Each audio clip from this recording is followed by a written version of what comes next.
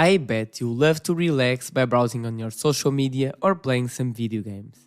And while there is nothing wrong with that, you have to admit that sometimes it can get a little bit out of control and you end up doing it more than you should. Or perhaps you don't care about your smartphone, but you love eating snacks, gambling, or online shopping. Whatever it is, I know it is really enjoyable and allow you to rest. The problem starts when it is no longer just a break to relax, but instead it starts to consume a lot of your time and impacting your life in a bad way. Fortunately, there is a solution.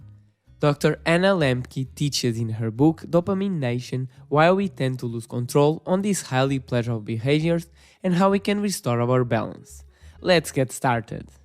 Imagine you are eating at McDonald's for the first time in your life. If you don't like McDonald's, imagine something else. It can be chocolate, video games, or watching YouTube shorts. Something you really enjoy lately. So, the first time you ate it, you loved it. It felt like Christmas.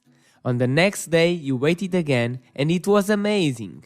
Well, not so amazing as the first time, but pretty amazing. You then keep eating it every single day. By the seventh day, it starts to feel more of the same.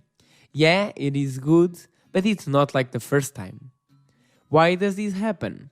If we are eating exactly the same thing, how come we can have such different experiences? Scientists call it tolerance. And the exact same phenomenon happens with alcohol. If you never drink and one day you drink 2 or 3 beers, you will probably start feeling funny pretty quickly. But if you are used to drink regularly, after 4 or 5 beers, you will probably still feel normal. Our body gets used to the alcohol, and because of that, we don't feel the same effect as before. The same thing happens with pleasure. When we are constantly seeking pleasure from the same thing, we develop a tolerance to it that gets bigger and bigger with time. But why does this happen? And is there a way to feel more pleasure again? According to Dr. Anna, it is. There is an invisible balance in our brains responsible for balancing pleasure and pain. The first time we do a behavior or consume something that gives us pleasure, the balance tips to the pleasure side. But our body is biologically programmed to always seek equilibrium in order to function properly. This is called homeostasis. In order to achieve balance, an invisible force applies equal pressure to the pain side of the balance until it is leveled. The author suggests imagining a group of gremlins hopping into the balance to put pressure on it. The second time we do a similar behavior or consume something, there is again a pressure on the pleasure side. However, this time the gremlins are there making weight, and that means we won't get so much pleasure like the first time. Yet again, homeostasis comes into action, and more walkers hop to the pain side of the balance until equilibrium is achieved. The more we lapse in pleasurable behaviors, the more gremlins come into the balance, causing a tremendous weight, leading to less and less pleasure each time. If we stay long enough without enrolling on the behavior, there is less need for the gremlins weight and they start to leave. But if we don't give enough time, they will basically camp there. And that's what happens when we prolong this cycle without a break for months, sometimes years. The normal state is no longer balanced, but constantly tipped to the pain side. This can make us feel anxious, irritated, or simply demotivated. And to feel normal again, we engage on our comfort behaviors. It feels like those behaviors are what we need, but they are probably the reason we feel that way in the first place. The solution, as you probably already thought, is to give enough time for the gremlin to leave. Dr. Anna suggests 30 days of abstinence from our abusive behavior. From her experience, 30 days is usually enough time for our body to clean itself and show the gremlins the way out. For the first 2 weeks, it will be pretty hard.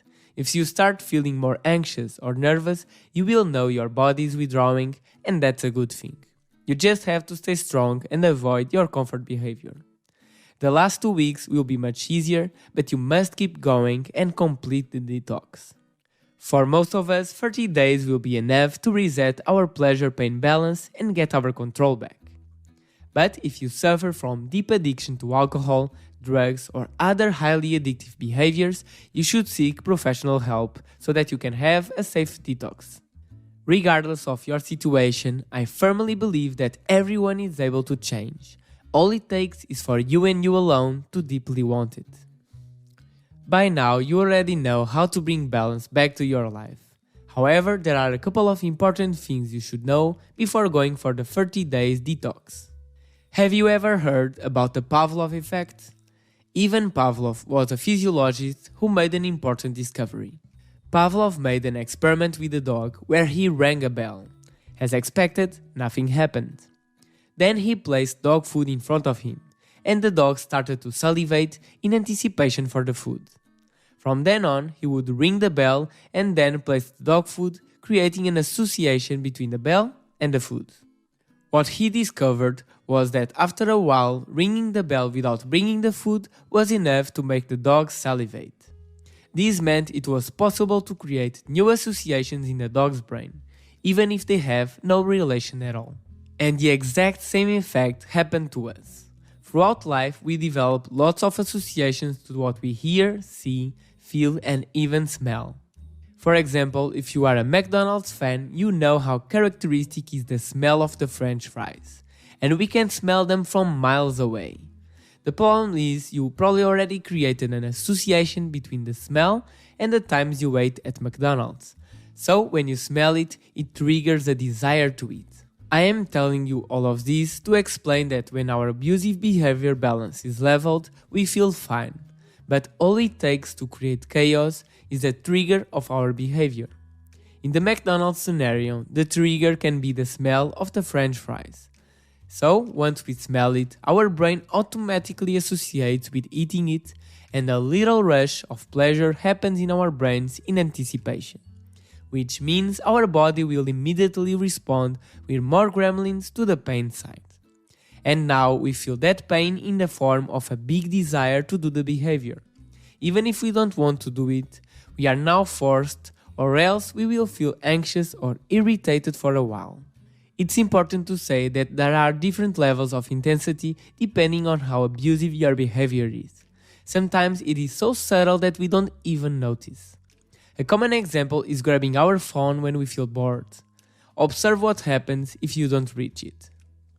So, the first thing you should do is to learn which triggers are associated with the behavior you are trying to balance and avoid them for 30 days.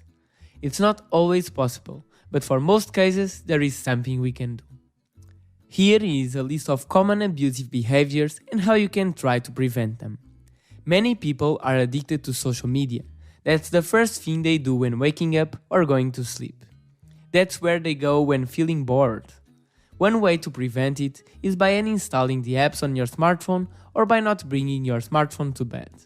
Video games can also become out of control very easily, mainly at night when our only duty is to go to bed. To successfully complete the detox, uninstall your games or hide them. After the detox, you may get back to it, hopefully in a more controlled way. Food. We will eat what we have around us, so creating a good home environment is the best strategy. This means you should not have at home what you are trying to avoid, but also have healthier alternatives to eat instead. You may also uninstall your takeaway apps if it helps. We live in a world surrounded by high pleasurable behaviors, so it is super important to find balance from now and then to live a more fulfilling life. Most of the times, these exact same behaviors keep distracting us from enjoying our work, learning new things, or even seek personal goals. By fixing them, we will become more productive, we will find more joy in the things we do, we will feel healthier, and all of that leads to a happier life.